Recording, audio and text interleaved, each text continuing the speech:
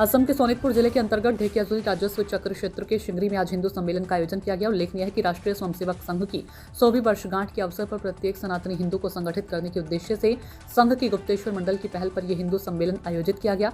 आज के इस कार्यक्रम की अध्यक्षता आयोजन समिति के अध्यक्ष नारायण फायल ने की। कार्यक्रम में राष्ट्रीय स्वयंसेवक संघ के सोनितपुर जिला संघ चालक तथा चिकित्सक अतुल कुमार कलिता, विश्व हिंदू परिषद के उत्तर पूर्व क्षेत्र मंत्री कुमुद बरठाकुर, राष्ट्रीय स्वयंसेवक संघ के मिलन दत्त, ढेकियाजुली शंकरदेव शिशु निकेतन के आचार्य ज्योति शर्मा बरठाकुर, राष्ट्रीय स्वयंसेवक संघ के खंड कार्यवाह माणिक कुमार साहा, आयोजन समिति के सचिव जंडो कटुवाल तथा आयोजन समिति के पदाधिकारी दीपक कलिता आदि उपस्थित रहे। प्रशांत वैश्य की रिपोर्ट। गुप्तेश्वर मिनी स्टेडियमत आज हिंदू सम्मिलन आयोजन करा होइसे। এই হিন্দু সন্মিলনৰ কাৰ্যসূচী বৰ্তমান চলি আছে। আমি ৰাইজক সজাগ কৰাই হ'ল এই অনুষ্ঠানৰ মূল লক্ষ্য।